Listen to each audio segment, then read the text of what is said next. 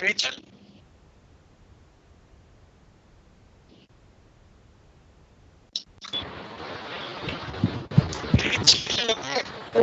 Yes. Yes. Yes. For those who want to join through that. Okay. Yes. Thank you.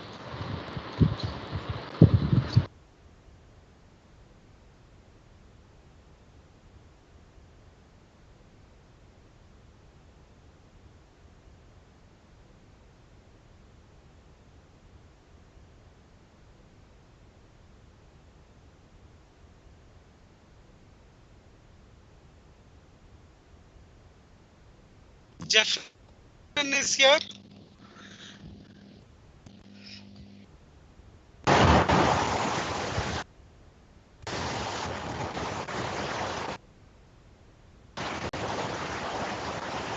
Good evening, sir. Good evening, Jay. We'll start by 7. We are just setting up things. Okay. Anybody else has logged in? Viola is there. Yeah. Viola is there. From department. Grace ma'am is there from college.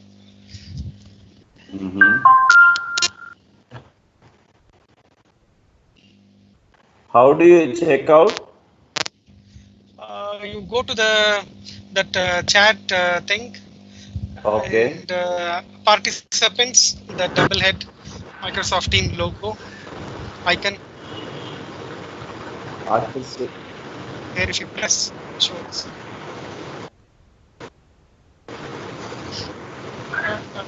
Next to the receiver. The That chat means, box? next to that. No, I can't see anything. Next to chat. Right of chat. Oh yeah, show I'll send you participants. WhatsApp. Yeah. No, I got it. Okay.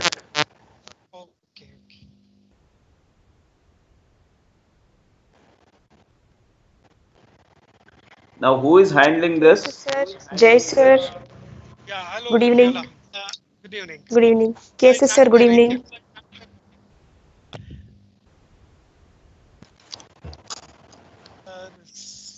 Cases sir, good evening. Yes, ma.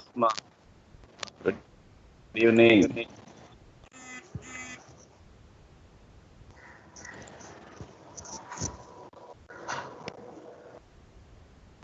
Jay? Yes, sir. Tell me. Should I be on with the video or video off also is okay? Beginning better to introduce yourself, then well, you can be off. Okay. Because And people will be watching. Yeah. And second thing is, speaker today married or married? I think we'll talk through phone. Now we have 23 participants. Okay.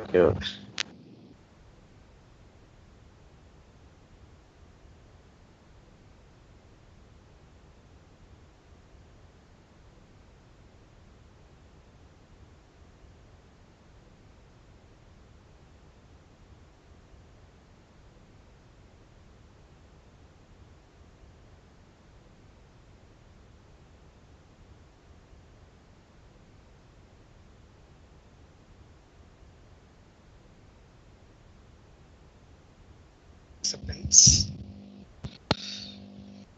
Just logged in. Soumya Richo.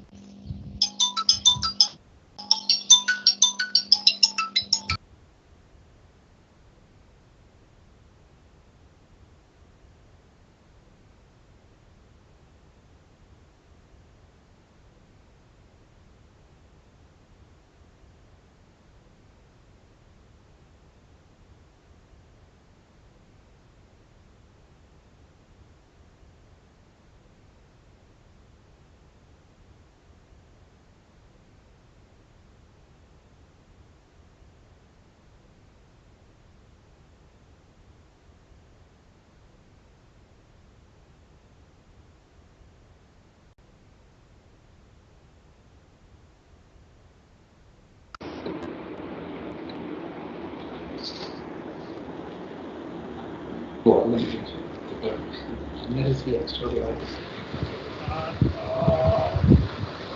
of COs, I would say yes, pending is 296. Good evening, ma'am. Hi. How are you doing? Good. Do you need any help with the? I mean, this is the first time I'm using this, Okay. so I don't know what I should be familiar with here. Okay. On your desktop, you should be able to see turn camera off and on. Then right beside it, mic. Okay. And Yeah.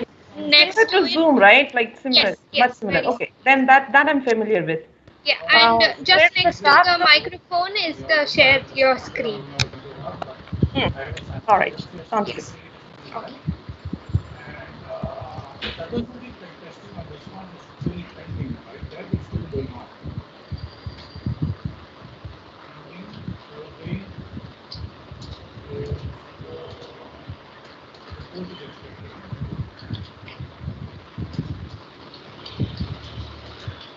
Okay, I check back in at 7 or what? Yes, ma'am, that should be fine. Okay. Thank you. Good morning, Arlen and Soumya. Good Sorry, afternoon. good Good evening. evening, sir. Good evening, sir. Sorry, totally confused, nervous about a webinar. Hello, sir. Hello, Arlen. How are you? Fine, sir. How are you?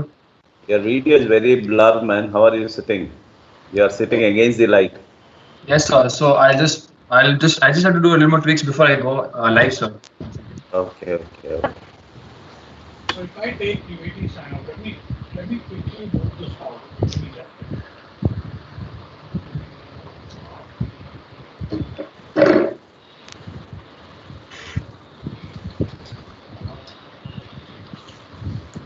Here if I come, all these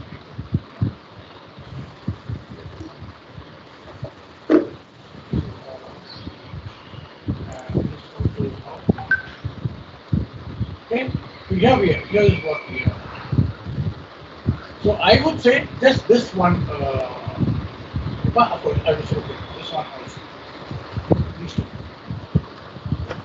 In fact, only one. I wouldn't say even because Sean that isn't intermittent one. So just this one.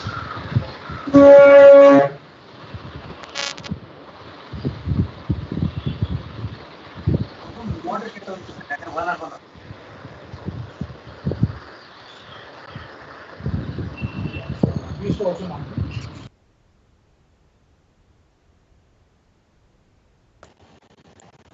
Good evening, Avinash. ನಮಸ್ಕಾರ sir. ನಮಸ್ಕಾರ. Network ಬರ್ತಾ ಇದೆಯಾ ಅಲ್ಲಿ? ಇಲ್ಲ sir, ನಂದು ಏನೋ 5 ನಿಮಿಷ ಏನೋ ಆರೋಗ್ಯ ಬಗ್ಗೆ ಮಾತಾಡ್ಬೇಕಂತ ಹೇಳಿದ್ರು ಸರ್, ಅದಕ್ಕೋಸ್ಕರ ಬಂದೆ. ಅಲ್ಲಲ್ಲ, ನೆಟ್ವರ್ಕ್ ಶಾರ್ಪ್ ಇದೆಯಾ ಅಂತ ಕೇಳಿದೆ. ಇಲ್ಲ ಸರ್, ನಾನು ಫೀಲ್ಡ್ ಸ್ಟೇಷನ್ ಅಲ್ಲಿ ಇದ್ದೀನಿ, ಗೊತ್ತಿಲ್ಲ ಸರ್ ಯಾವಾಗ ಹೋಗುತ್ತೆ, ಬ್ಯಾಟ್ರಿ ಬೇರೆ ಲೋ ಆಗಿದೆ. I don't have headphones also. ಅಯ್ಯೋ, ಎಲ್ಲಿದ್ಯಾ ಫೀಲ್ಡ್ ಸ್ಟೇಷನ್ ಅಲ್ಲಿ? ನಮ್ ಸೆಂಟ್ರಲ್ ಇದೀನಿ ಸರ್. ಹೌದು, ಅದೇ ನೋಡ್ದೆ. I can judge with your tailed roof. ಹೌದು ಸರ್, ಜ್ಞಾಪಕ ಇದೆಯಾ ಸರ್? ನೋಡಿ ಸರ್. ಏನು 20 ವರ್ಷ ಆಯ್ತಾ ನಾನು ಬಂದು? ಇಲ್ಲ ಅದೇ sir. Both your conversation is running live. Yeah. But You're not saying anything wrong. Thankfully, it is not live on Insta. Sir ಇವಾಗ Everything, Instagram, YouTube. Live Shivakumar streaming sir. started on YouTube. Yeah. ಹೇಳು. Sir ಇವಾಗ ಅದು 5 minute slot schedule ಪ್ರಕಾರ when should I come in sir? ಇವಾಗ ಈಗಲೇ should I continue being like this or? No, I think. Yes, sir. In the beginning, now we start. Anukriti starts. Thomas sir welcomes, and then Avinash addresses. Then it goes to the speaker, and then moderation, question and answer, vote of thanks by Pratibha. So you're starting correctly at 7. So what time approximately my slot will be there? 7:10. Okay, so should I just switch off now and remain or what? You can remain. It's already 6:55. Another 5 minutes. Okay, because my battery is also running low. Okay. Okay. You put off your video, Avinash. It saves Okay, battery sir. for some time. Okay, sir. Okay, sir. I'll do that, sir. Thank you, sir.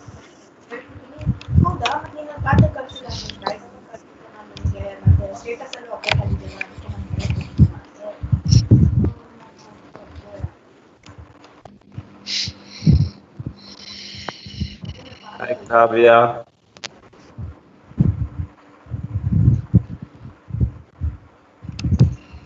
Hello, Kavya.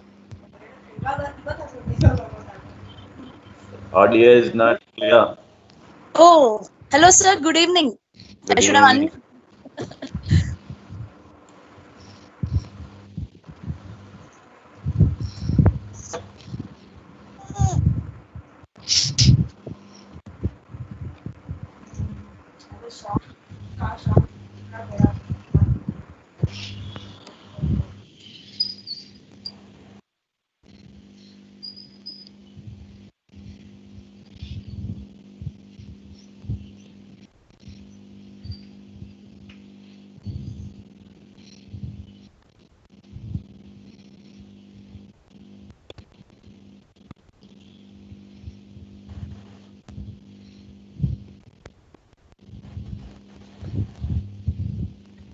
So I think the video and audio is all fine.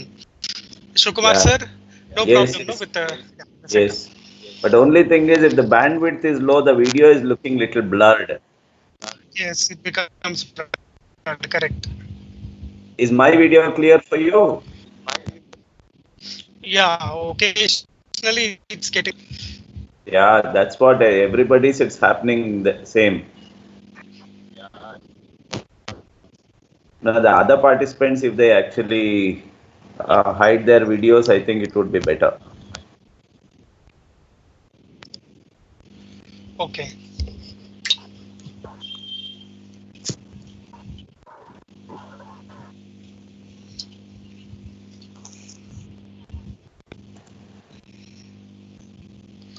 Thomas sir has to get in. మా వచ్చిందిరా.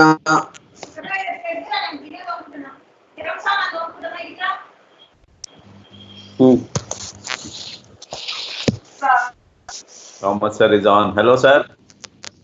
Okay, sir has come. Okay. Hello, sir.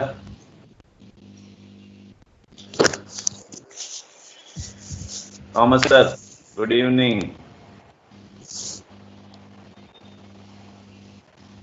Can you hear me? Hello? Hello. Yeah. Yeah. You can't hear me. Okay. Jaishankar, what time you left the meeting? At the end, as it got over, I waited till that end. Sir, we are live. We are already into the program. Yes. ఎందుకు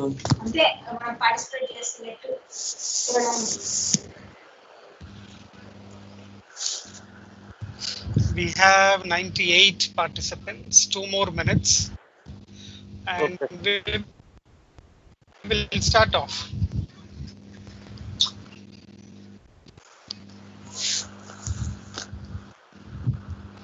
Only those participants who are attending, we will send the certificate. That's a provision made. There's a team looking into that also.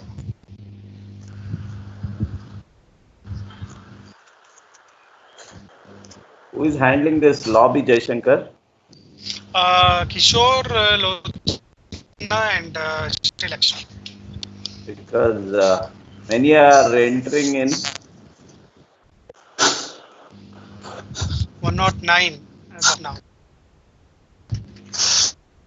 Some would have taken on to YouTube, sir, the second option. The Instagram third option is also there. So from there also we'll collect all the data and then combine.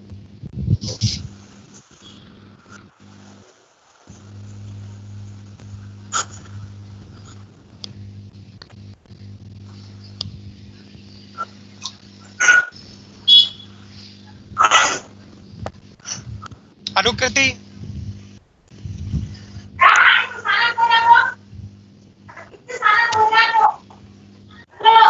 Hello, sir. Can you hear me? Yes. You can Should I keep your start? video on. Okay. It is 7 o'clock. So Madam has also shared her video. Hi. I do have a question. How do I unshare what I already shared? Anukriti? Rachel, can you help, Madam? Okay. I think I've done that. Okay. I figured it out. Thank you. It's okay, Madam. Let the titles. Okay. Is that okay?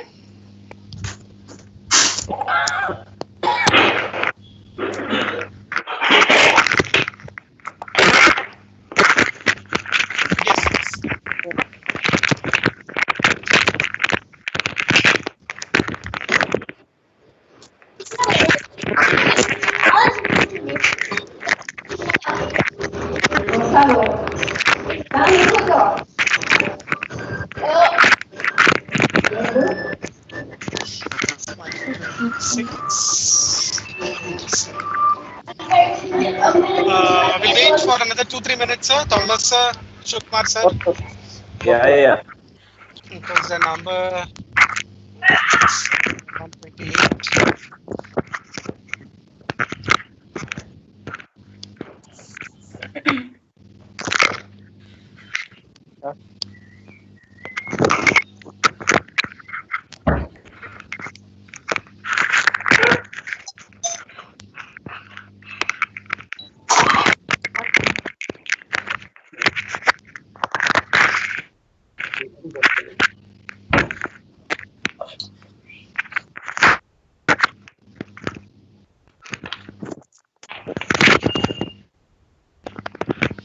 Rachel? Yes, sir.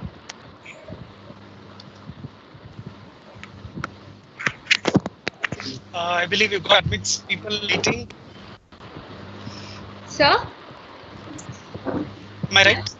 If there are waiting people, anybody to be admitted in? I'm admitting everyone in. There are 2 people right now.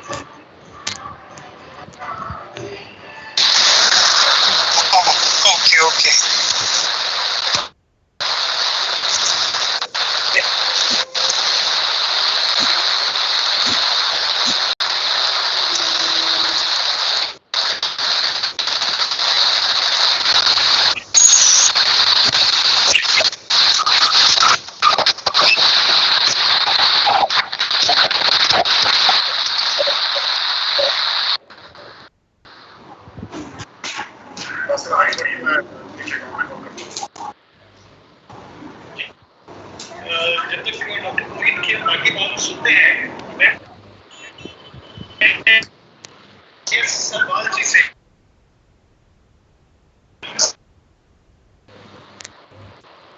You can mute everybody.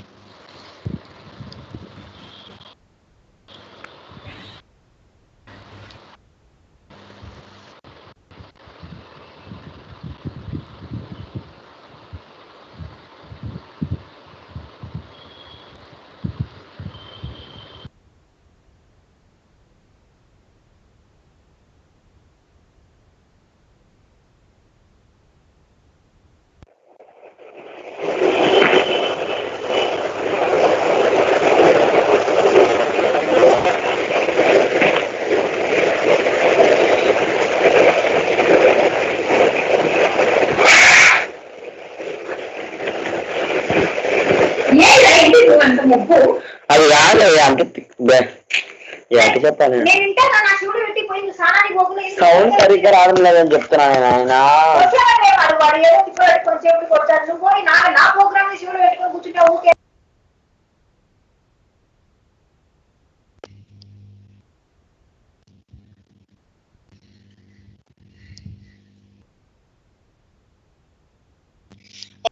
Okay.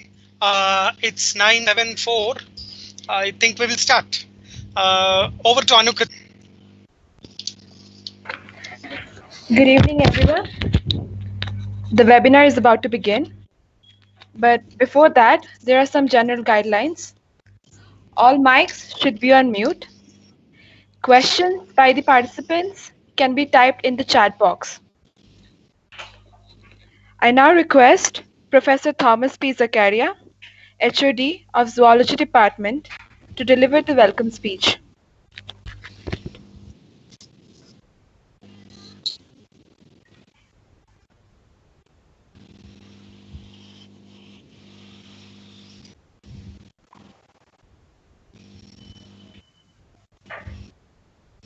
Am I audible? Hello? Yes, sir, it's audible. You're audible, sir. Okay, I'll read.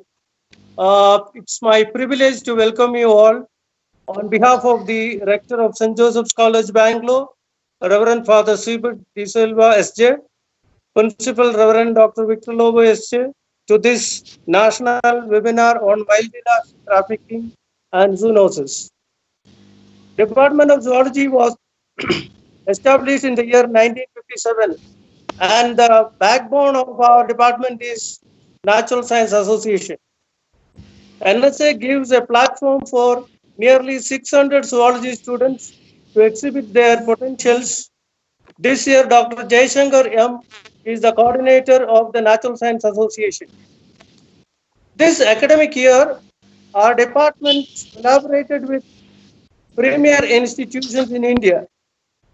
We conducted a conference on pollinators with Indian Science Congress, the Resonance Lecture Series with Indian Academy of Sciences, Biological Control of Agents Seminar with National Bureau of Agricultural Insect Resources, National Seminar on Wildlife Biology with ArrrT India Limited. The credit for arranging this webinar goes to Dr. M. Jayanshankar and our collaborators, ARRT India, Director Reverend Prem Mitra, and the Senior Scientific Officer of ARRT, Mr. Avinash. I welcome and thank them for organizing this webinar. It is my pleasure to welcome the resource person of today's webinar, Ms. Jayanthi Kallam, Executive Director, Avian and Reptilian Rehabilitation Center. Welcome you, madam. Finally, I welcome all the dear participants, colleagues, and the NSA office bearers. Thank you. Thank you, sir. I now request Mr. Avinash, Senior Research Officer, ARRT India, who's collaborating with St. Joseph's College, to address the audience. Over to you, sir. A very good evening to one and all. It's indeed a privilege as part of ARRT India to be a co-host of this series of talks by various resource persons that have very kindly agreed to share their knowledge and expertise in the subjects that have been shared with most of the participants here.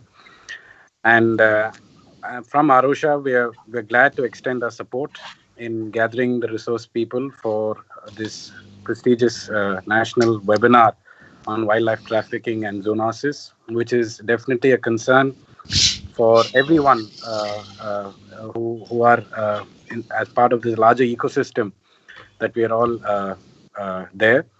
And I hope and encourage all the participants to share their views as prescribed by the moderator and indulge in a meaningful discussion so that there is an immense knowledge gaining that happens.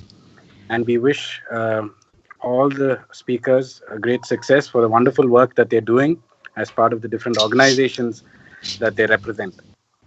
Thank you all, and thank you the Department of Zoology, Dr. Jayanshankar, Dr. Thomas, Mr. SHIVAKUMAR, and the rest of the faculty at St. Joseph's College for this extended collaboration with ARRT India. Thank you. Thank you, sir.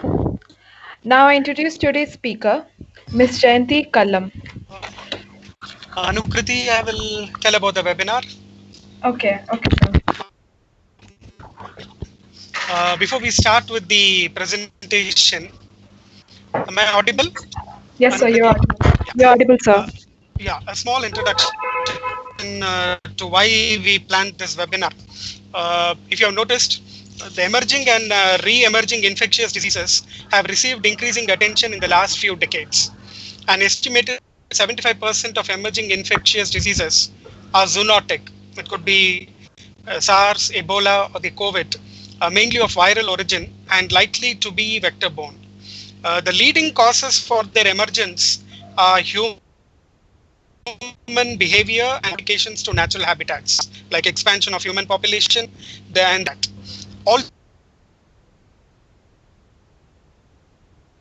However, other factors also including wildlife trade and translocation, live animal and bushmeat markets, consumption of exotic foods, development of ecotourism, access to petting zoos, and ownership of exotic pets have contributed. So key measures for reducing the dispersion of emerging zoonosis include sustainable agriculture development, proper education of tourists about the risk of outdoor activities, and the control of the live animal trade. It could be exotic pets, wet markets, and bushmeat. And the recent zoonotic pandemics have indicated the need for closer collaboration between the veterinary profession, wildlife specialists, and public health personnel in surveillance, control, and prevention of emerging zoonosis. It is in this regard, the National Science Association of the Department of Zoology, St. Joseph's College, in association with ARRT, India, is organizing this 3-day national webinar on wildlife trafficking and zoonosis. We have experienced resource persons to share their views and educate us. I wish the participants who have joined in from different parts of the country benefit from this webinar. Thank you. Over to Anukriti. Thank you, sir. I now introduce today's speaker, Ms. Jayanthi Kallam. Ms. Jayanthi Kallam is the Executive Director of Avian, Reptile and Rehabilitation Center. She also serves as a board member of the International Wildlife Rehabilitation Council.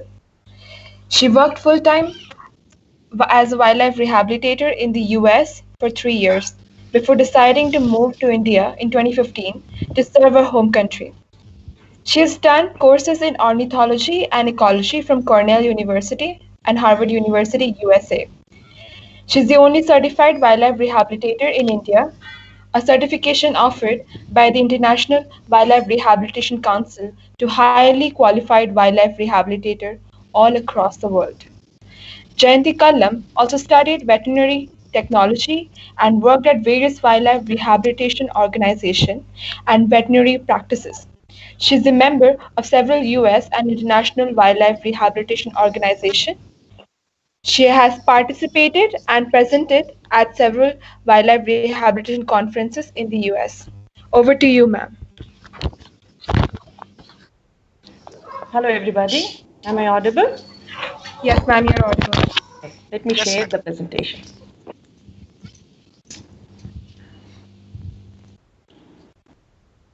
Okay.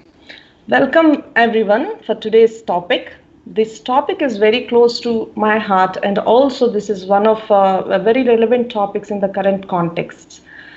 This is about one world, one health. The idea behind it, and we'll dig a little deeper into this, but the main concept behind this is by protecting the environment and the animals within, we protect our own future. We are all interconnected. These are not separate entities. For our own well-being and health, we must protect the animals as well as the environment. This is the topic of the day. Let's see the details here. Okay. So this is the great idea over here. Like if you see the diagram here, there is interrelations and interconnect. Hello? Hello? Okay. There is interconnectivity between the environmental health, the animal health, and the human health. The confluence of all these things is called this concept of one health. One world, one health is the idea that the health and well-being of people is connected to the health and well-being of animals and our shared environment. And when we protect one, we protect all. To say it differently, if we don't protect all of it, we cannot protect one individual entity. So humans are one entity of this whole equation, And if we want to make sure that humans live healthily and and the standard of living is high for humans, we must make sure the environment as well as the animals within the environment are protected. So that's the idea of this fairly new concept. A little over a decade, this concept has started, One Health concept, which is trying to take the interdisciplinary expertise and come up with solutions that are not just for human health, but that take care of all the other components also. Actually, it's pretty obvious, but we have to talk about this specifically to get more focus and more resources into this. If you think about it, things that affect people affect everything. For example, natural disasters. Recently, there is Cyclone Amphan or other cyclones going on. So during cyclones, what happens? The people get affected, definitely the animals get affected, and the environment also gets affected. There would be floods, there would be trees falling, stuff like that. So what affects us? I have listed some things over here. If you think about this, go through and think about this, these things affect everything. Ecological disasters, environmental contaminants. I'm sure most of you have not been born by that time, but Chernobyl is one example.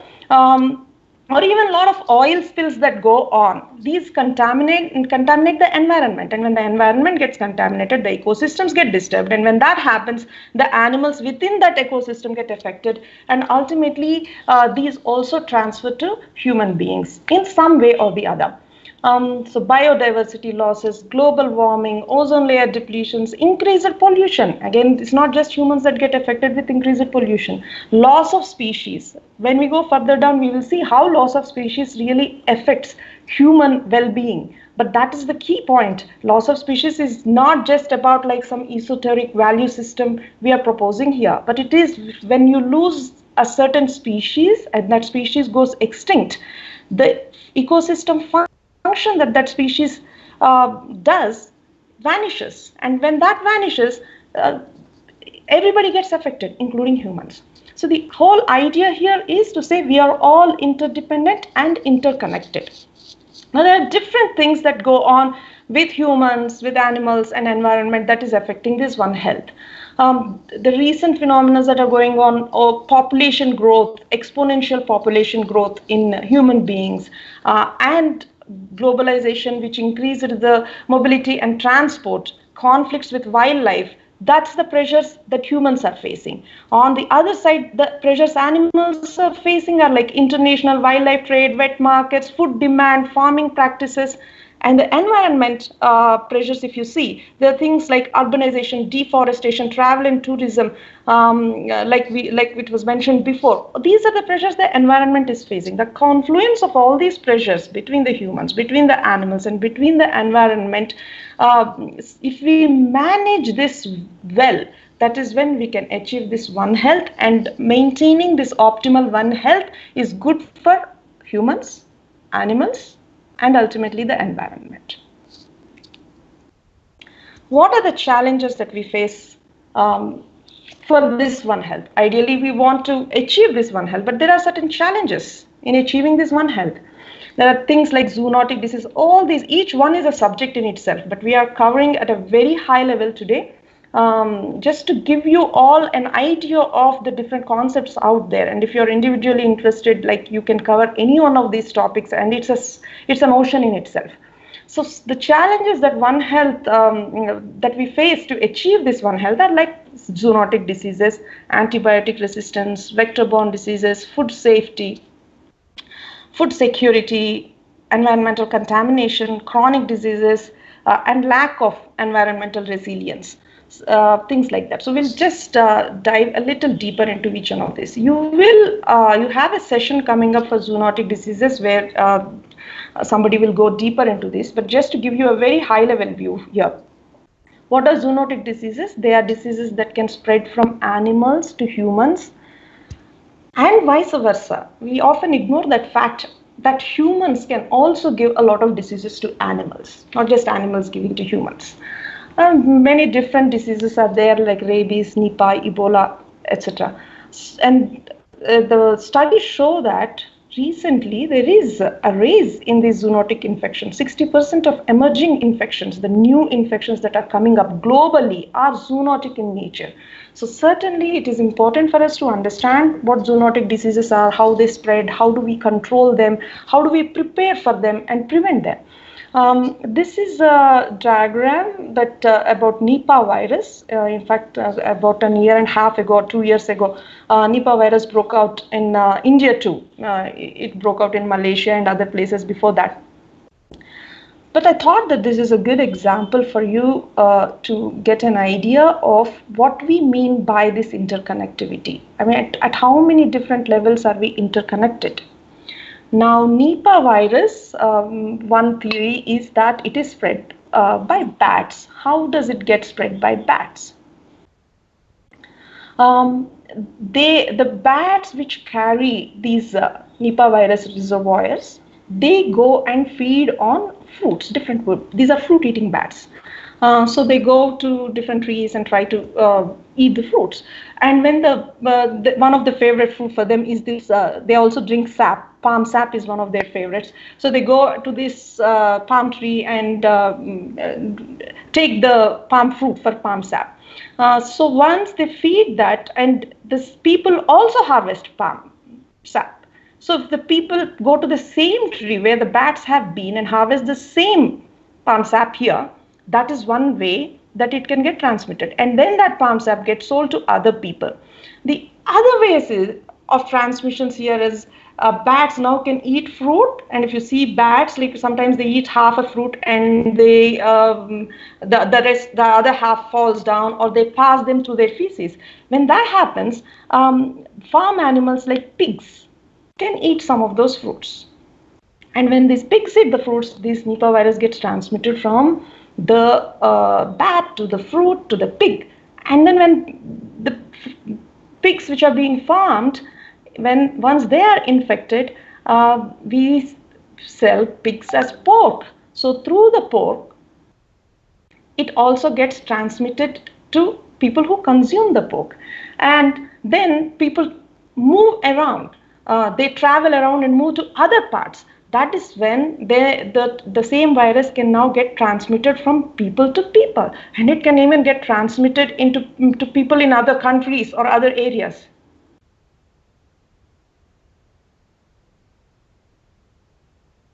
I'm sorry, 1 second. Is everything all right?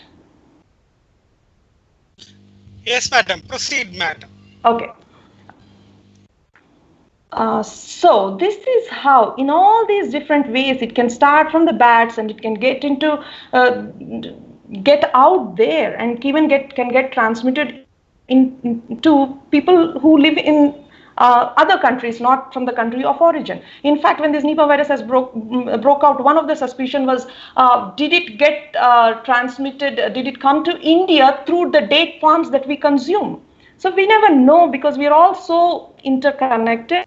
And we are all, and there are many different ways we interact with each other. So this is how these zoonotic diseases spread. So in the case of zoonotic diseases, the animals are getting affected, not just the host animal, but it can pass it to other animals like farm animals. People are getting affected. And when this whole thing, like we have seen with the COVID, when a pandemic kind of a situation breaks out, a lot of other things get affected, like economy gets affected, people get affected, their livelihoods get affected and stuff like that. So that is why it is important for us to understand the nature of these zoonotic diseases and also understand how do we prevent them and also control them once they break out. So quite apart from zoonotic diseases, there are also vector-borne diseases. What are vector-borne diseases? There are these are pathogens. Pathogens get transmitted to hosts like people, animals, and all. They don't get directly transmitted. They need a vector in between to transmit the pathogen into the host. Examples of these are like malaria, Zika, dengue, and other, mostly the tropical diseases that get transmitted through vectors. The common vectors are like flies, mosquitoes, and ticks. In fact, tick-borne diseases are one of the fastest growing diseases that are happening around the world too. But again, to give an example here, I have taken a Zika virus and how it transmits. So with all these different things, the point that I'm trying to emphasize here is how interconnected we are. It's not just about us. What we get, the animals also are getting affected by that, and what they are getting affected by, we are also getting affected by. So here, if you see the Zika virus also gets transmitted through mosquitoes. There are two kind of cycles that happen. There's a jungle cycle where it is transmitting from primates to primates that are in the jungle areas. In the urban areas, again, if the same mosquito that bit a primate comes and bites a human, that's one way it jumps, it comes to the human. But once there is an infected human here, there are other ways that humans can also get infected through sexual contact or through childbirth. Like if somebody is pregnant and is giving birth, it's possible to transmit the Zika virus like that. Blood contamination is another way. And once a person get infected, again, if a mosquito which has not previously bitten any primate over here can bite this person who is infected and can transfer it to the farm animals. And again, the cycle repeats and repeats and repeats itself. So if you see this here, how many different components are there? Again, there are primates, there are other farm animals, there are people who are passing it from each other in different ways. And again, there is an important component here too. People move around. Now it's globally people move around. So when they move around to a new environment, now let's say this person, this lady has taken a flight halfway across the globe.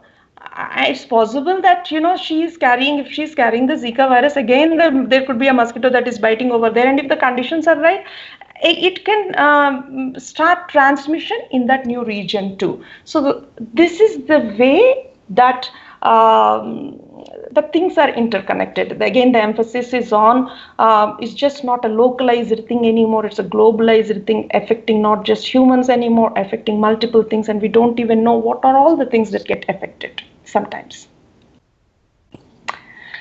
So vector-borne diseases are a serious concern. What are causing some of these vector-borne diseases? They have always been there, but climate change affects is affecting these disease vectors. How does climate change affect these things? I don't want to go into the detail of everything over here. You can look at this and try and understand. But one point I do want to mention is the temperature. For example, the climate change, the biggest climate change that we are all worried about is global warming and all that. What happens when temperatures warm up? Multiple things happen.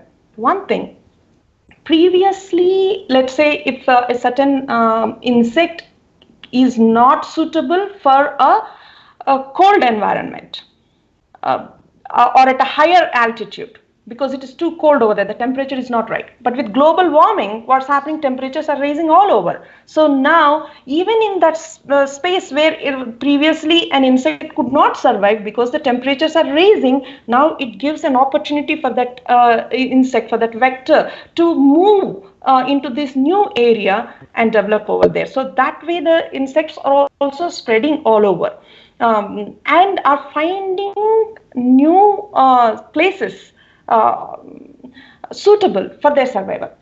Another thing that happens is when the temperatures rise, this is more true for the colder climates like the Western Hemisphere.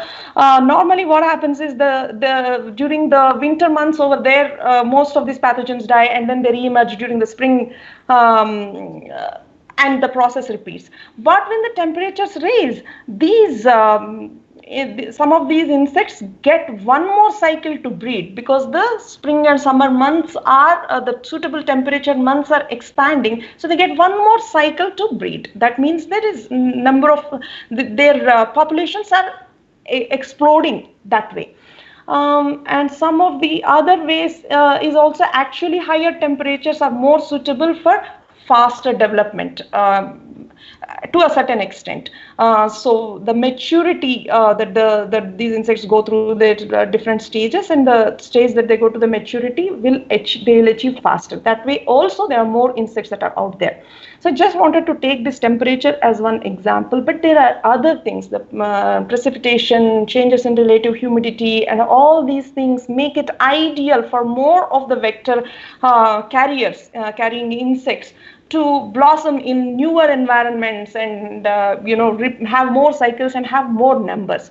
So this is how, again, from the last two slides, we see how vector-borne diseases affect people, affect livelihoods, affect animals, and climate is at the heart of increasing these incidence of vector carriers.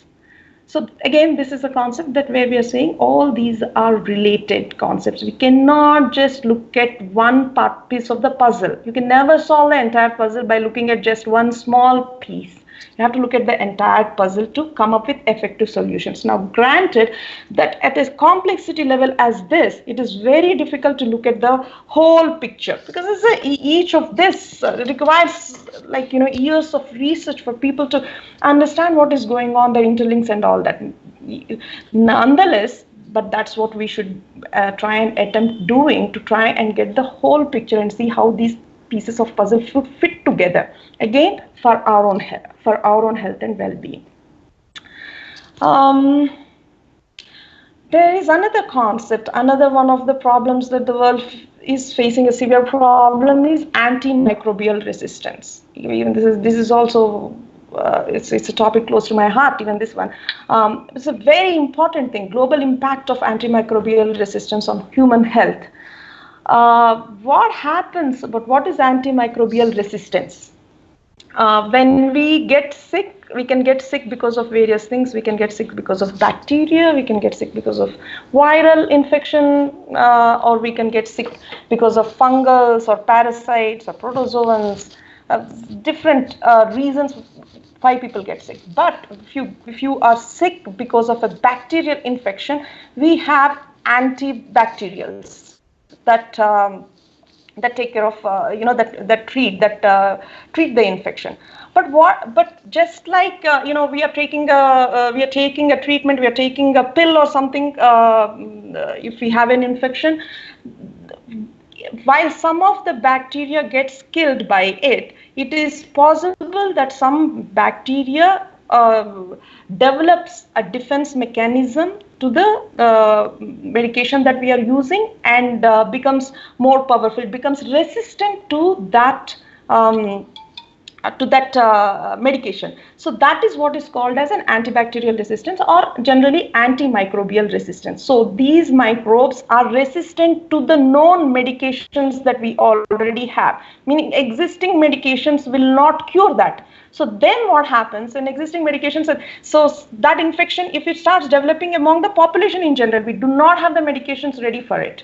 None of the existing medication works. So that causes a lot of mortality, particularly with people with comorbidities, like people who are going through cancer and other things. So this is the problem with antimicrobial resistance in general. This is a serious concern, like some figures that I have for you here. Around 700,000 deaths per year globally. Newborns also with some infections, which is difficult for them to fight on their own. They need antibacterials, antimicrobes or antibacterial drugs. But what if the bacteria that they have, which they got from the hospital, is already resistant to that? The medication is not going to work anymore. So these are serious concerns with this bacterial resistance or antimicrobial resistance. But how does this antibiotic resistance spreads? Even this is very, very interconnected. It's a huge topic in itself. Like if you take farm animals, I don't know how many of you know, farm animals get fed, a lot of times they actually feed antibacterials just to make sure that their stock is healthy. Now these are not prescribed, these are not specifically looked at each animal and prescribed for that group of animals. These are some general farmers know, oh, okay, you don't want to get diarrhea, then just use this antibiotic or something like that. The other industry where a lot of excessive antibacterials get used is fish farming. People who have these fish ponds and all that, the same thing. Again, to make sure that their stock is healthy, they'll just give them low doses of antibacterials. And these low doses of antibacteria will not be able to kill all the bacteria, or the bacteria will keep evolving that this low dose of antibacterial cannot take care of anymore. So then what happens? When we feed these animals these antibacterials, they are going to excrete some of these things.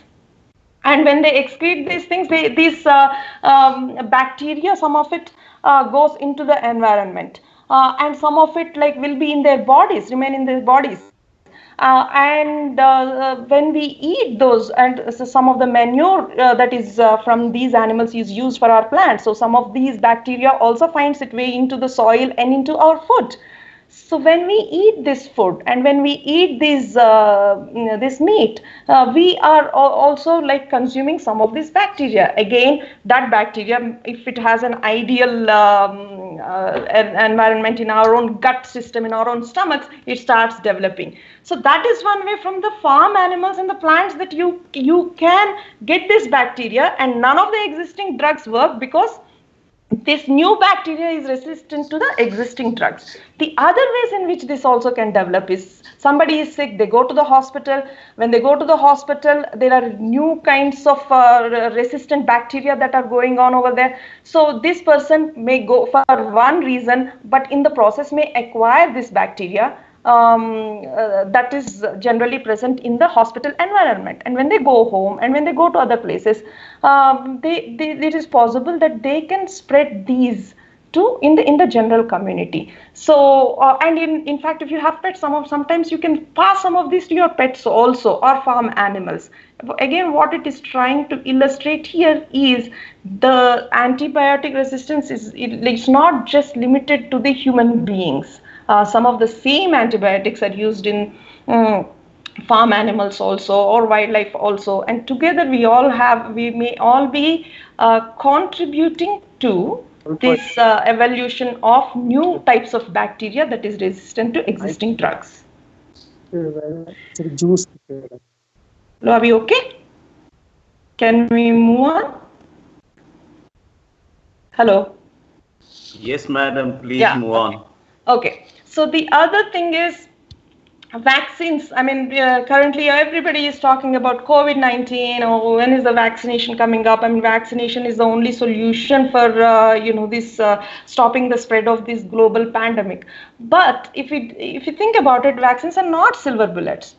Because not all infectious agents can be grown in a culture medium, and also doing so is difficult and expensive and also time consuming. There are multiple phases of vaccine development, from exploratory to quality control, before it can be put into the market and made it available for people. And it takes a finite amount of time. So when a new kind of virus or a new kind of bacteria shows up, developing a vaccine takes some time. And you cannot create a multi-strain vaccine. Even if you do have a vaccination, it applies to that specific strain of virus. If that virus mutates a little bit and develops into a new strain, the old vaccine doesn't work anymore. And the viruses and bacteria are continuously evolving, creating defense mechanisms to counter the vaccinations that we have too. So while we can say that, oh, okay, we can take care of this problem by investing more into our science and research and other things, by developing vaccines quickly, it always takes a certain amount of time to develop these vaccines. And in a pandemic situation like now, that it may be too late, and too many lives may be lost before this vaccine is developed.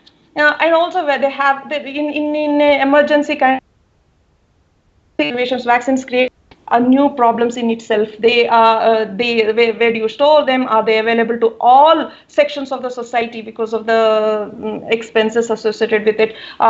Usually they get limited to the developed developed and probably developing countries to some extent, but the other countries may not be able to access them when the demand is so high. So these are all the other issues that even vaccine is associated with vaccinations.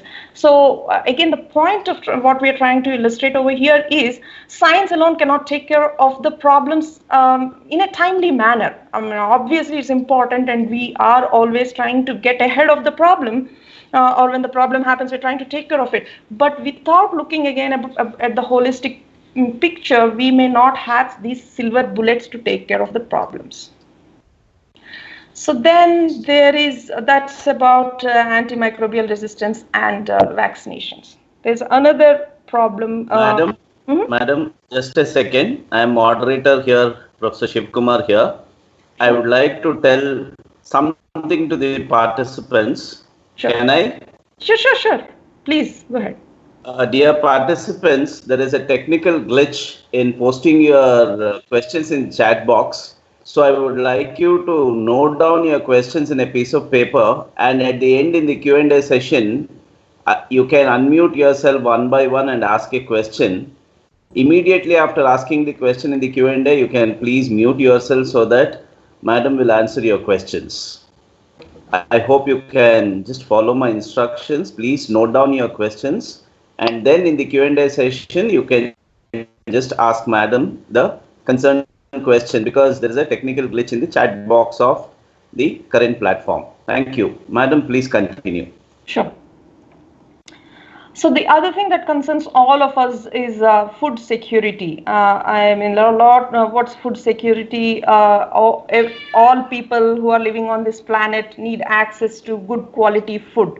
There are so many small farmers who have small land holdings where they grow their crops and stuff like that. And if their crops get damaged, their livelihoods get affected. So these are all the concerned issues with the food security. Even in the case of food security, everybody must have heard the recent locust invasion, and it's now happening even in India too. But these are also, there is a environmental aspect to it. There is a climate change aspect to this. The current phase, it's called Indian Ocean. It's an Indian Ocean dipole. We are in the positive phase where the water will be cooler on the eastern side and warmer on the western side of the Indian Ocean. If you all remember, some 6 months ago, 3-4 months ago, I think, there were severe forest fires in Australia. So because of the drought there. So the Australian forest fires and the current locust invasion is happening, is to some extent responsible is this Indian Ocean dipole situation that we are currently in. While this is not a new concept, it keeps happening every 3-4 years, but the higher temperatures that we are experiencing now has pushed the threshold a little bit higher, and all of these things have been exaggerated than the normal situation. So that is what we have. So how do these kind of climatic change events affect our food security? Many different ways. One example I have given is the locusts, and it could be other insects also, but there are other ways in which it affects. Like warmer temperatures make it difficult to keep food stored for longer periods. Also, again, we talked about this, higher temperatures will make pathogen load high. The pathogens that can impact the food will get that much more time because of the higher temperature. So there are many different ways in which this climate change affects even something like our food security. So for example, what is our response for the locust infestation that's going on? What are we doing? We take all these different types of the chemicals and go in small planes and spray these over huge areas of land. And when we spray this, it's very difficult to say we are spraying only in a small agricultural land. Next to the agriculture, if there is a lake or if there is a small patch of forest, it gets sprayed all over. Then what happens because of that? Like these pesticides will remain in the environment. They are not only, the pesticides not only kill the intended insect, the locusts over here, but they also kill the other insects. And there are birds that eat these things. And these the same pesticide residuals find themselves into the birds too. Not only that, handling, the disposing of all these chemicals properly, disposing of all the cans, and making sure that all the personnel who are using these things are safe. These are all the risks that are associated with a reactive measure like what we keep doing. In this case, yes, while we are trying to take care of the problem, we are not that ahead of the problem, but still we are trying to take care of it. But there are problems with our mitigation strategies also. Again, it comes back to prevention is better, and how do we prevent all these things? By understanding that we are all interrelated, and trying to invest more into understanding those things, and coming up with techniques that will take care of the problem before it explodes, like in this case. Another aspect that affects to us, affects all of us, is the food safety. There are again a lot of foodborne illnesses that happen increasingly. One example is salmonella, is one of those foodborne diseases. So, okay, if you think about it, today, if you have a salad somewhere, or if you have a burrito, for example, these ingredients from the burritos are coming from various different places. The olives could come from Greece, and jalapenos could be coming from Mexico, and different places. I mean, because of the globalization, the movement of goods is become so easy that these the things that we eat are coming from so many different places. And the safety measures that are taken care in all these different places. So if you eat a salad and it is coming from 15 different places, and it gets processed, transported, and it gets processed at one place, and then it gets delivered to your restaurant where you are eating, the safety, how well the safety is maintained in all these places ultimately affects the safety of the salad or the food that you're eating. So this is also another way where the people and animal interactions come into picture. A lot of farms have farm animals, and a lot of farms are in open areas, obviously, right? Like, and there will be a lot of birds around, wild birds and other wild animals interacting with this, coming and going into the farm. So salmonella is a bacterial infection that can be passed through the feces and other things, and it can remain in the soil, it can be on the plants. So if there are these interactions that are happening on 6 different farms or 10 different farms from 5 different countries, what happens over there will ultimately affect what you're eating. Just think about that. That is how interconnected we are. We are interconnected to people, farmers in other countries, halfway across the world, and the farm animals and the wildlife that passes through those farmlands. So that is how interconnected we are, and that affects the food that we eat. So we talked about, I mean, these are not all of the problems, but I wanted to at a high level give some problems. Just to summarize, the One World, One Health, I mean, we want to achieve this One Health for all these, all the people and animals and the ecosystems. But what are the problems this One Health with in achieving this One Health? There are growing number of zoonotic diseases. We talked about it. Increasing human-animal conflict, exotic wildlife trade. Again, the problem with exotic wildlife trade is animals that don't belong in a certain ecosystem are being transported to that ecosystem. Even if you say that that animal will be kept in a house, again, that animal can interact with other pet animal, can interact with other animal that is outside, a free living wild animal in that environment. So that is how these pathogens or the bacteria or viruses can get transmitted through this exotic wildlife trade. Intense factory farming is another one. When we do this intense factory farming methods, the pressure to meet the bottom line is so high that it's very difficult for these small scale farmers or even large scale ones to make sure that the health checks are done well and the sanitization is standards are maintained. So these are some of the problems of health. At the ecosystem level, there are problems like deforestation, heavy use of pesticides and agrochemicals, climate change, burning grasslands, and changes in land use, which is resulting in habitat loss. Anyway, those are the problems, but there are also potential solutions. Don't want to leave you with just all the problems. Of course, we are living in these current times with a certain set of problems. People before us lived with a different set of problems, and people in future will also live with problems. But what humans are good at, and that's the hope, is solving their problems. Only if we focus in the right direction. So what are some of these potential solutions?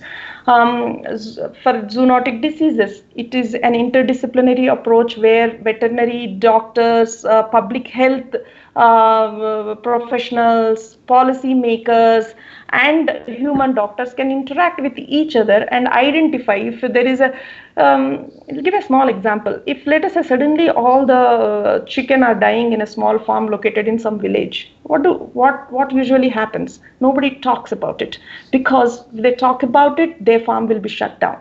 That is the current state. But what if there is a new zoonotic disease outbreak that happens in that farm? Right? So, and where should they go? What are the compensation measures if it is a zoonotic? So these are all interconnected, interrelated issues. So only when we can collaborate and make this as an important initiative amongst all of us, it's possible to come up with some solutions. And there are other ways like banning wildlife trade and increasing monitoring and enforcement is one. Another thing is at the ecosystem level, we should try and minimize large-scale deforestation of old growth forests. And another important point here, even the afforestation, when people plant trees and all that, usually they are commercially valuable trees, or they are just monocultures, the things that grow fast, stuff like that. But afforestation really means maintaining a biodiversity, a diverse different types of trees, like that. So it's important to ensure that even our afforestation measures are done correctly. So there are some solutions. So let's not spend too much time on this. We'll move on. So what does it entail? How can we come up with these One Health solutions that ensure people, animal, and ecosystems and environment are all healthy? Important things: collaborating, communicating, and coordinating. And who should collaborate, communicate, and coordinate? Agriculture farmers, workers, poultry farmers, veterinarians, pet owners, healthcare workers, policy makers, ecologists, important scientists, laboratory workers, like all these people should come together, and working together is the key to One Health. And we have to develop systems to do that. So while we have seen all these things about how important and how interconnected we are, one of the things we do is, trying to illustrate it in a poster over here. The globe, the planet is surviving because of the ecosystem services a lot of other components of our ecosystem other than humans provide. For example, the air, we depend on air, water, soil, we depend on different microbes, plants, grasslands, mangroves, everything has a function in it. And when we disturb this balance, these are Zingo blocks, by the way, like when you start taking off the pieces, some of the pieces from this block, the entire block becomes unstable. Like already last year, we lost about 11.9 million hectares of tree cover in 2019 alone. I mean, that's a block that came off. So many species are extinct over the last 25 years. Another block that came off. What is happening when all these blocks are coming off? The entire tower in which this whole planet and on which we are dependent on is becoming a little shaky. And when it becomes shaky, who ultimately pays the price? We humans. So we should not be in a haste to try and remove, or we should be very careful before before our actions impact on the things. So that's the idea to communicate over here. Biodiversity is extremely important, and our actions today are impacting this biodiversity. And when that gets impacted, the resilience of our environment or ecosystems gets shaken, gets weaker. And when that gets weaker, ultimately our health, our livelihoods will get impacted. So what's the conclusion? What we have here? I hope through these different concepts we illustrated that a safer environment which promotes healthy animals ultimately promotes healthy humans. So if we want to live healthy, and if we want to live long, and we want to improve our quality of life on this planet Earth, it is on us to make sure that we promote a safe environment around us, clean environment, and also ensure that the animals and the wildlife, farm animals, pet animals in this environment are safe too. So during the current context, I hope this is pertinent again. It's an unprecedented time that we are in right now. Many lives are lost, livelihoods are lost. So we are at a crossroads. So what do we do going forward? There are two types of development, an egocentric development and an ecocentric development. An egocentric development is where we continue with business as usual, our GDPs and other things, and continue with the same unsustainable practices with short-term focus, climate change, have more projects which cut through our forest corridors, continue with our emissions and pollution. Or there is another way to do it too. It could be an ecocentric, where understanding that man is just but a small part of this whole equation, and the whole equation has to be strong and strengthened so that the human, which is part of that equation, will also stay strong in the long run. So that is the idea, and that is the way forward, which will promote again this concept of health of everything, and within that lies the health of humans too. So that's the end of the presentation. This is hello. Yeah. Yeah. Can I ask some questions? Just a second, please. Yeah, I would like to thank Ms. Jayanthi Kallam for her quite an interesting presentation on One World, One Health, because she has covered up most of the topics in brief. But even then, she has made an interesting presentation for the day. Madam, thank you for actually educating most of the participants here to say that man is such a small percentage of part of the ecosystem, and we would like to have balance between the ecosystem and the human beings. So I would like to now take some questions which are posted on the YouTube as well as the Instagram handle. But first, before that, I would like to ask participants one by one. You can unmute yourselves, but don't overlap, and you can ask your questions. Yes, please. You can start now. Excuse me, can I stop sharing this so that I can see the participants? I'm not seeing the participants right now. Yes, ma'am. Yes, you can stop sharing this. I'm not able to do so. Oh, okay, got it. All right, cool. Can I? Mm-hmm. Yeah. Yes, please go on. Go ahead. Hello, namaste everyone. Please introduce yourself. This is only a type of suggestion instead of eco-friendly type. Please introduce. Okay, I'm Kiranmai P. Naravan, associate professor.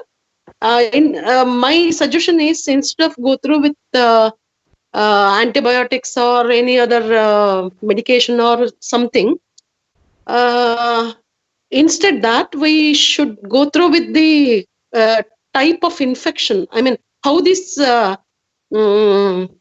that are passively enter in our cell, in our body, if we can control that one, then we cannot have any disease, isn't it? Let we think like that. Then how these pathogens are passively enter? Are there any particles that are present on the surface of the plasmas or cells of our surfaces of our cells, and like that of some of the materials that are, chemicals that are present on the plasma membrane which accept these pathogens inside. If we can control that, then we can prevent all the diseases, and by that we can continue healthy, isn't it? Okay. So it's like it's not.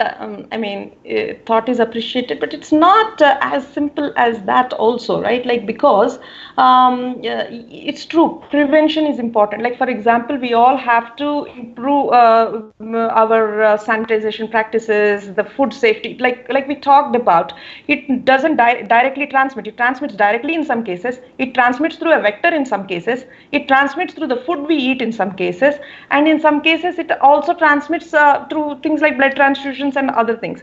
But the point is, like, these are the microbes that we are talking about are so many of them. I mean, it's not even like we even know a lot of them. Like for example, with the warmer climate, that permafrost that is going to melt, there are so many more microbes that are going to be released that are frozen underneath it. So the viruses are also they're not static number of these things. There are newer and newer things that are coming as we go more deeper into the forest or deeper into areas that have been unexplored before, like caves, mines and other things. We are coming in interaction with more of these things. So we cannot stop that. When we live, we are interacting with the world, and we will to some extent come in contact with these things which get transmitted in so many different ways. But having said that, yes, a general population, let us say if you have a population which is making sure that, you know, in their homes or in their workplaces, proper sanitization practices, if they are into food industry, making sure the safety standards that are followed are highest or in accordance to strictly in accordance to what is prescribed, and at an individual level and at our hospitals and other things, if these are done well, definitely it will control to some extent this. It will stop, break the chain. We keep saying break the chain. Yes, it will break the chain. The more number of people that are exposed to this, the higher chance for these things to develop further, to evolve. So if we break it, if we keep this into small containments, it does not spread that fast, or it doesn't evolve that faster. So that's. Ma'am, can I add a note on that? Sure. Since it's very high with respect to this viruses and bacteria, it's not very easy to find out the root. And as we speak, the scientific community thinking of getting in, it's not easy to have a specific markers since the mutation rate is very high. So we will have to think of other ways also of prevention rather than thinking only on this part, possibly. Agreed.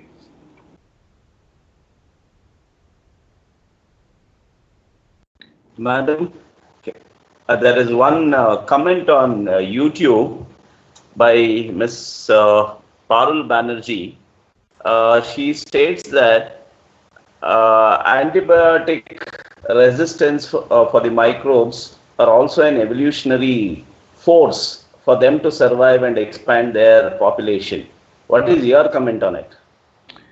Yeah, we are evolving, they are evolving. Hopefully in this fight of evolving, we will stay one step ahead of these microbes. I mean, that is the idea. We want to preserve.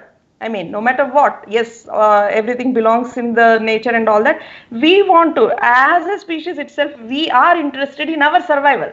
We want to make sure that we live healthy, we live long. And also our systems that we are dependent on, our livelihoods are not impacted. It is true that the bacteria are evolving and they will continue to evolve. There is no way to stop them from evolving. Either it is bacteria or virus or other things, they will evolve. You come up with a treatment, you come up with a vaccine, they will come up with a different defense mechanism. Things like, they will even interact, they will pass on to the next generation some information. All this evolution is happening in them. So that is why it is important to respect that. Not just say, we got it covered. We have to respect what we know and what we don't know. Like somebody just pointed out, we don't know enough about these things. We don't know enough about these transmission routes, markers, all this. So while it is important for us to know, but while trying to know and stay a step ahead of these things, it is important to take everything into consideration, the holistic picture. That's the idea.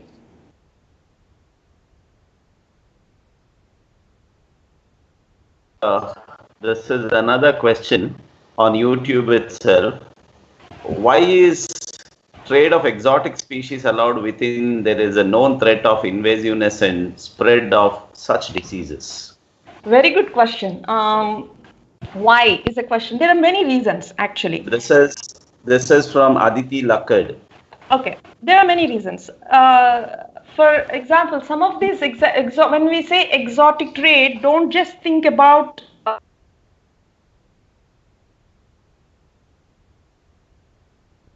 they get taken from one place to the other place and all that, like, you know, across the globe. So why? A lot of times there are some legal reasons, there are some acceptable reasons that people give why this trade happens. One is for research, for example. We want to do research on certain things, and they are also sometimes there are not so above board reasons, I would say, like consumption of meat, and the people a lot of times keep these things for pleasure. Now, this is the key, like, you know, there are some, as we all, like, you know, this is a question that baffles me here too. Even here, a lot of people have these exotic birds and exotic reptiles and stuff like that. That's become a hobby now. And even though some of these species, the trade is banned, there are, tomorrow you will know more about this. So it's not, I don't want to go into much detail because Jose is an expert on that and he will cover some of this. But yeah, so even though the diseases do get transmitted, the pressure for the reasons like research and all trump sometimes. And sometimes, even though it is not legal, people find ways to get what they want. Because of lack of monitoring and lack of effective implementation of these laws, there are these animals that find their ways into the other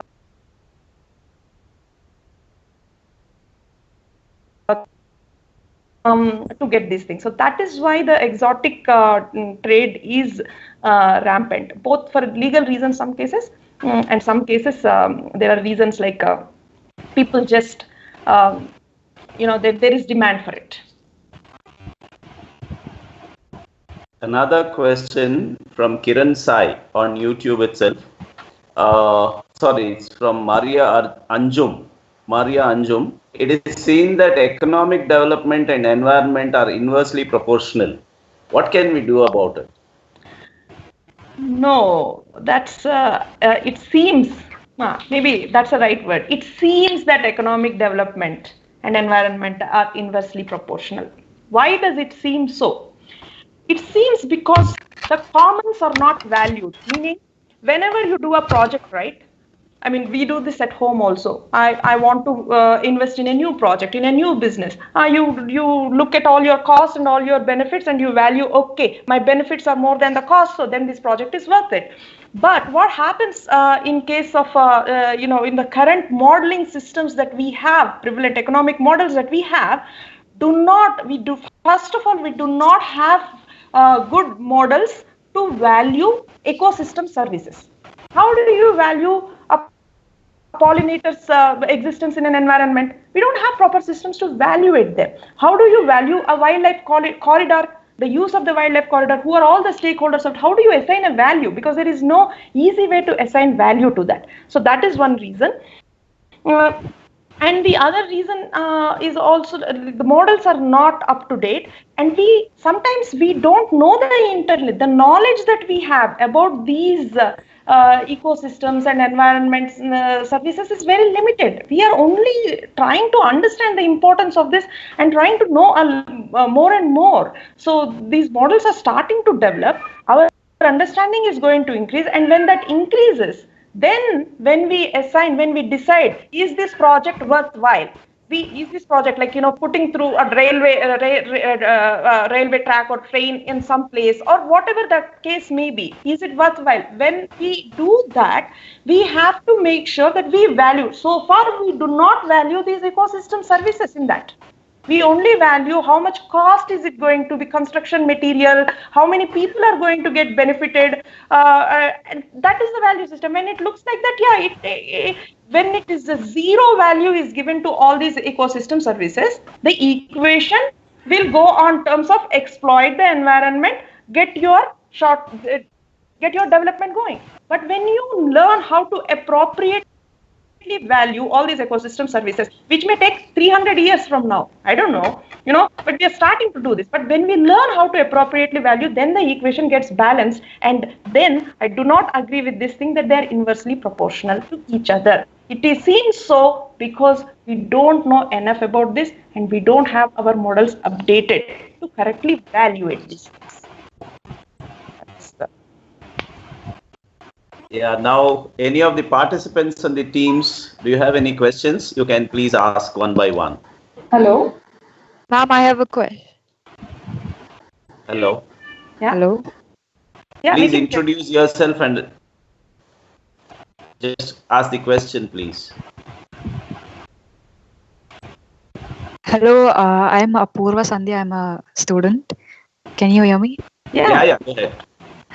So I have a question that bacteria and pathogens, they can survive better if they can live, in a passive, in a symbiotic association with its host, or even in a commensalism, right? Yeah. So isn't that in case of COVID, is it possible that could happen, or with any other? I mean, actually there is, we exist because of the bacteria in our guts. I hope everybody knows that. There is the bacteria in our guts is what is enabling us to function in fact, and that's the case with a lot of other animals too. So there are certain bacteria with which we have symbiotic relationship. They're good things that make this world function too. So bacteria, it's not all bad. But there are certain things that are not good for our health. Now, I'm not an expert on COVID in terms of the details like that, but from what I understand, this is something.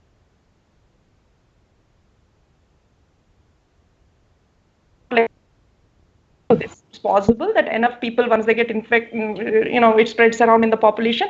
After it reaches a certain level, there is a herd immunity that it is not going to be as fatal as it is now. That's a possibility. But by the time that happens, in a year or so, a new strain may come, which again may go through the same cycle. So that is how these things work. So yeah, in some cases, yes, we do have symbiotic relationships, and that is a good thing. But not everything falls in the same category. Did that answer your question, Apurva? Yes, thank you. Another question from YouTube. Ma'am, do you think man and wildlife conflict is a major cause for these kind of pathogens? Yeah, conflict is different kinds. Definitely. I want to share something that happened just this with us. We run a wildlife rehabilitation facility. Somebody in Vidyaranyapura, if you're in Bangalore, you know.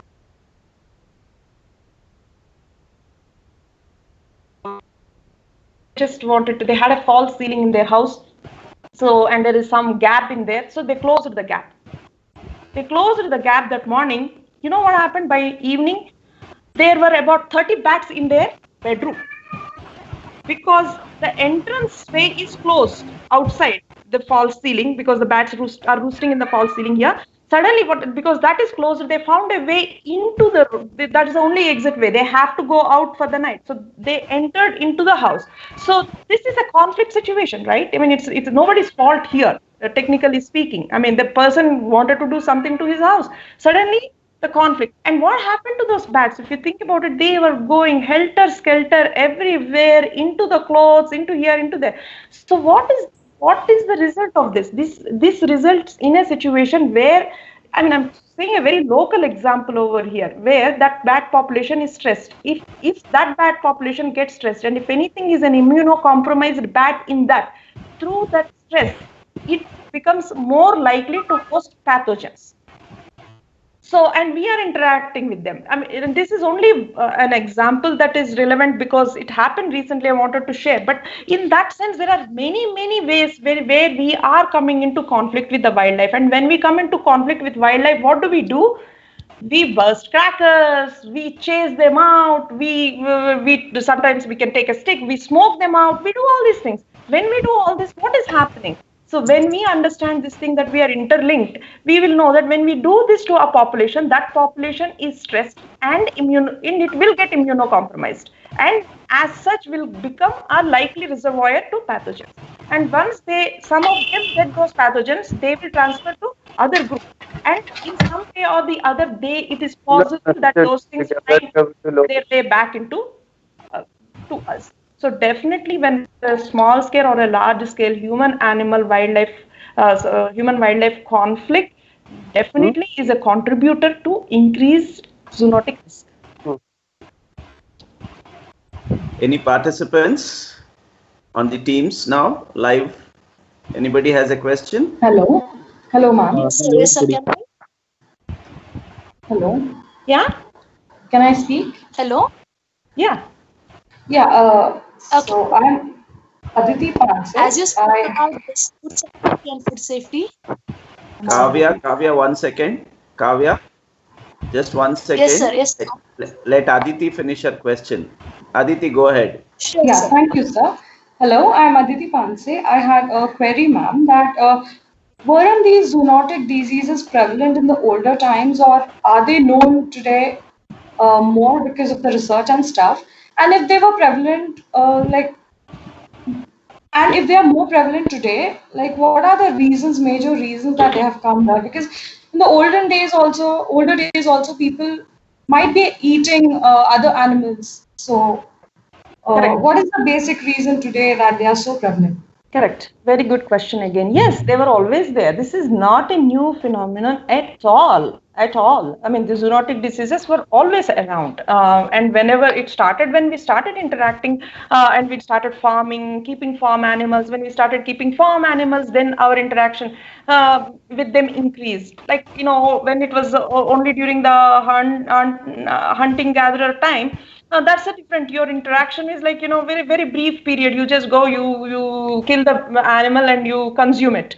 But like once we started keeping farm animals, we got them closer to our living spaces.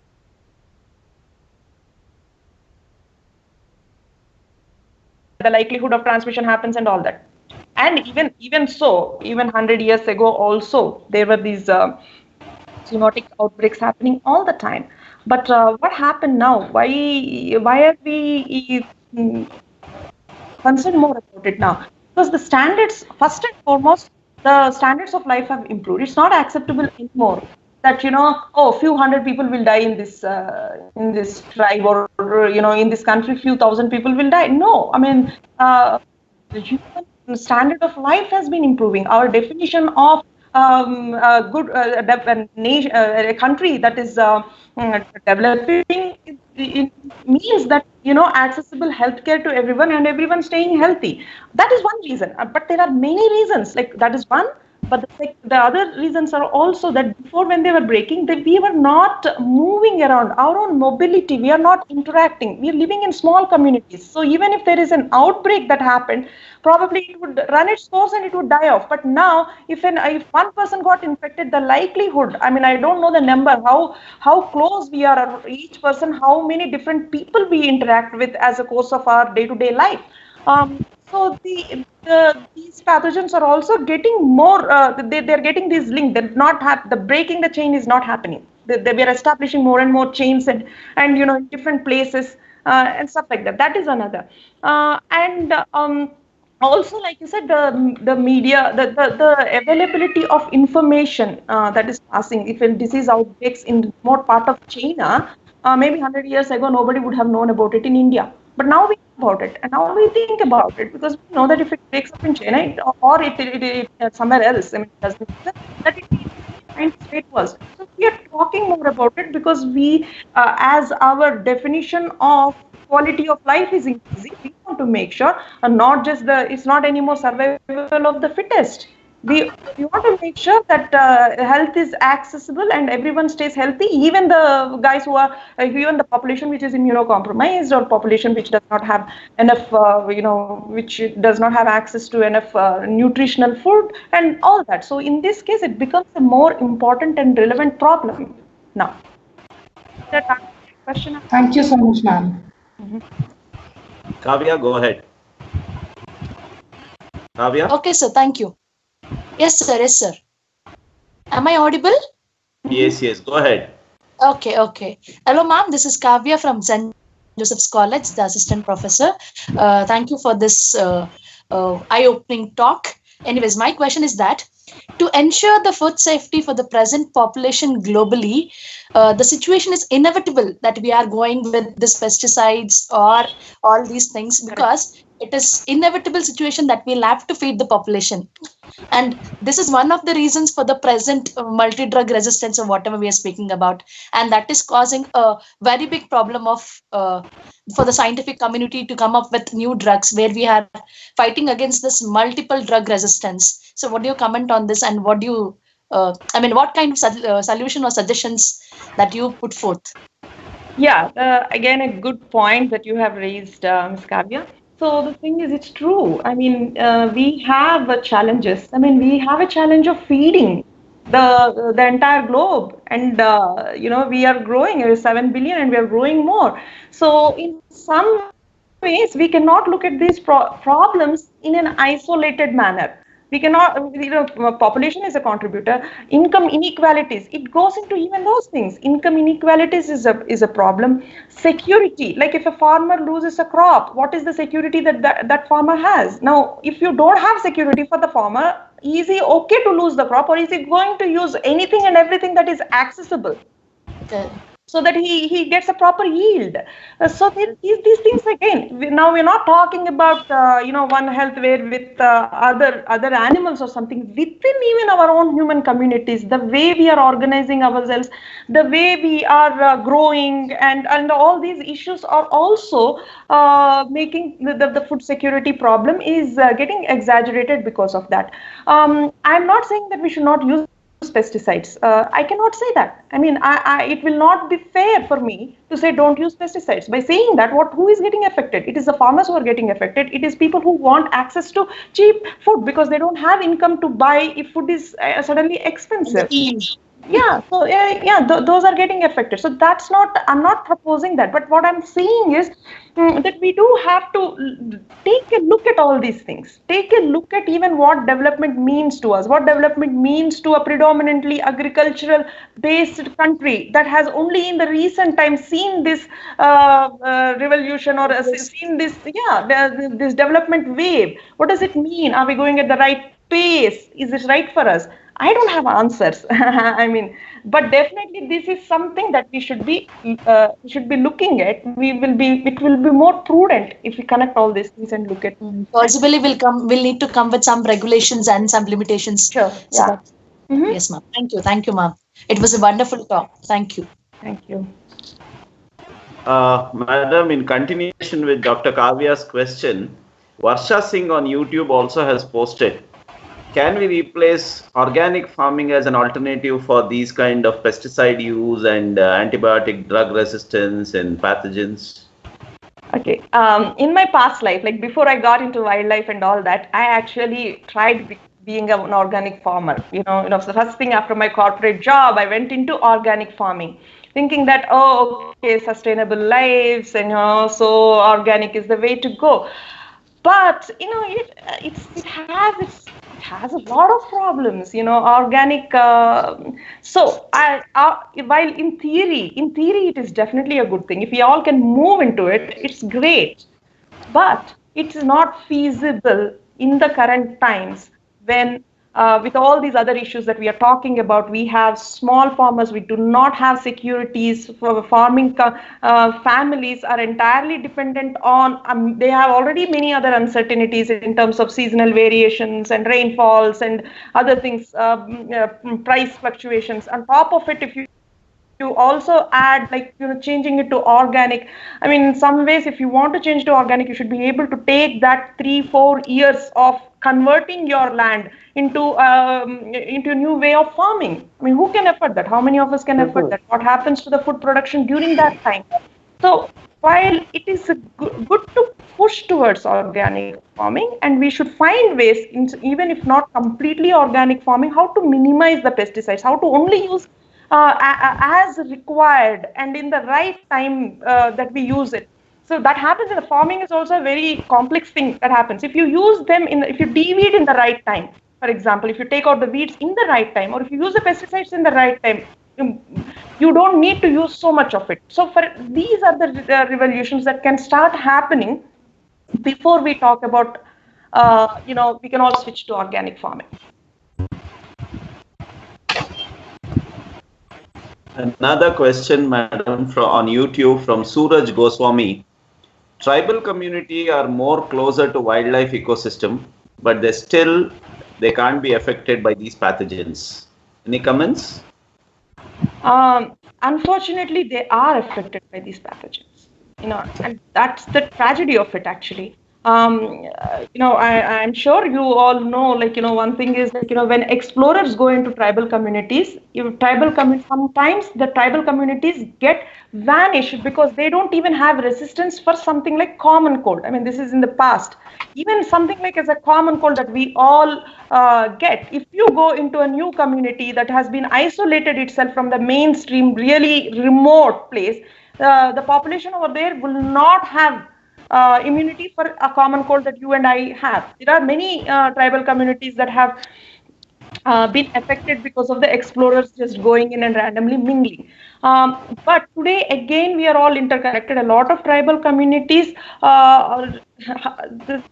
how many of them are really living just from the forest products? Not many. A lot of them are living because of the subsidizing that we give them, or that they do interact, they work as, in construction fields and in another field. So by we taking these diseases to these, we are taking, I mean, there is absolutely no doubt about that, all these diseases that we go through in one way or the other, we are taking them to these tribal communities, and it's a disservice in that sense to them.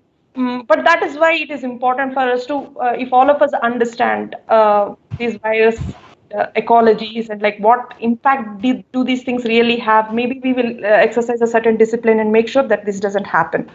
But they are getting affected because of this.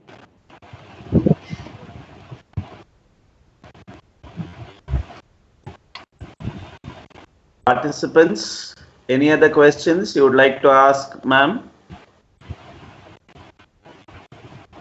Please unmute yourself and ask the questions.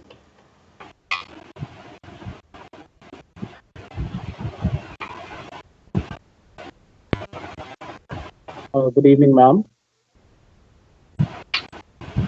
Hello. Yeah. Hi. Yeah. Go ahead. Introduce yourself and ask a question. Good evening, ma'am. SHIVAKUMAR this side from Vaisai University. I would like to know that if we cut down on animal products from our lifestyle and switch to a plant-based options, then will it help in reducing the antibiotic resistance? Maybe to some extent, but I also want to point out that antibiotic resistance is not just from animals alone. Antibiotic resistance also happens even from other places. That's not the only source. To some extent, maybe we can cut down, but again, this is also a complex question because our dependence on animal products. I mean, we don't have an easy solution to transfer from animal products to completely plant-based products yet. I mean, it's not, again, in theory, yeah, it is possible. Greenhouse emissions will be less, and which contributes to global warming and all that. But again, we are talking about a lot of cultures and a lot people's diet preferences and all that, and that change is not something something very simple to do. But in theory, yeah, if we reduce the dependence on animal-based products, it will reduce this some of these pathogen transmission. In theory, it is yes, but I will just say that much and say I would stop short of proposing that as a solution, because there are some intricate and complex issues associated. Thank you, ma'am. Anybody Hello, else? Hello, ma'am. This is Tejaswini from RV College. Ma'am, from where do we start the awareness about the food safety? Because already we are dealing with adulterants and, and coming to this infectious vectors or maybe the bacteria or virus related, from where do we start the awareness for the community or maybe the farmers or whatever? Yeah, actually, yeah, increased awareness and at local level. Like actually, WHO provides some of the guidelines to make sure what can you do to ensure food safety. For like a simple thing like keep your meat separate from vegetables. Or how do you store them? How do you prepare things? And at what temperature do you have to heat? There are guidelines that are given, but this information, how does it get disseminated into all these local communities? One, more and more people again hopefully take this as a serious thing and start local awareness programs in regional languages where they are part of the communities. Then it becomes easier to spread this message, and changes will always be slow. I mean, suddenly we're not going to get into this in a year or two. But if we start talking about this, definitely right now there are more people who are doing that hand sanitization process than before. Not only when we are in the midst of pandemics or a breakdown of something, but there are as a general way of life. I mean, this should become a part of life, a way of life, taking care of ourselves, taking care of our family, taking care of animals around us or the ecosystems around us. And what are the simple things that we can do to ensure that this information has to be just communicated in by more people in local languages. Yeah, that's what I think. Yeah, but until then, I think we are at the receiving end because. Yeah, I mean, while I say all these things, actually things are not that bad. I mean, see, these things break out once, and we are also resilient. I mean, we don't want to say it's all like, all downhill and all that. No, let's not think of it like that. Our ecosystems, our environment, with the animals, we are also very resilient. Okay, so. We have to build that strength from what we have, that resilience. Yes, this is a huge setback in a way, but humans have always come on the top through a lot of setbacks too. And that's why we are even having this kind of conversation. Would we have had this kind of conversation 1 year ago? We probably won't. I mean, we probably would not put some presentation together like this. But now we are talking more about it. Our attention is going towards it, and humans are good at finding solutions for things that they focus on. They have to identify that as a problem. It's getting slow at identifying that as a problem. Solutions will come, may not be as fast as you would like, but certainly they would come. So that's the hope that I want to hold on to, and I want to encourage you youngsters also to hold on to that. You are the future. I mean, it is great that you are having a session like this, and believe me, I tried to think about what is that I really want to say to this community, because I took it as a responsibility on my end to be able to get some of this information to you guys, so you will be inspired by this. You will be that you will go on your own and start doing researches and choose careers in some of these fields, because these related fields are going to be more important in the future.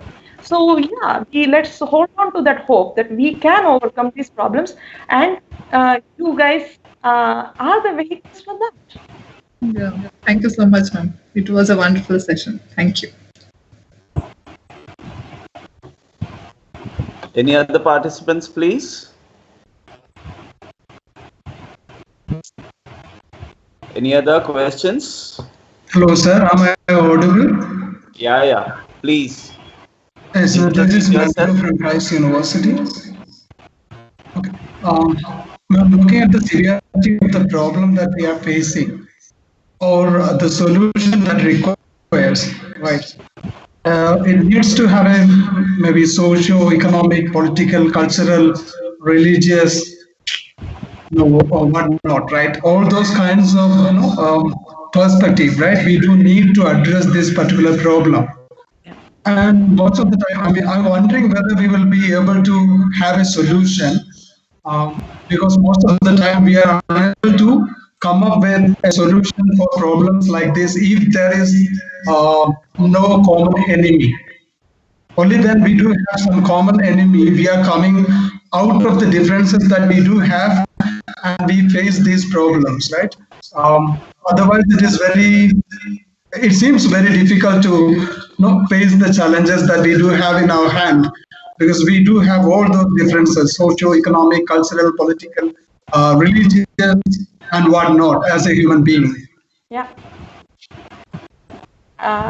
Agreed. I mean, and that's the complex structure that we are living in, and why it is difficult to come up with a solution is that there are these things. There are the socio-political, economic, all these factors that you have, religious factors that you have mentioned. But through that,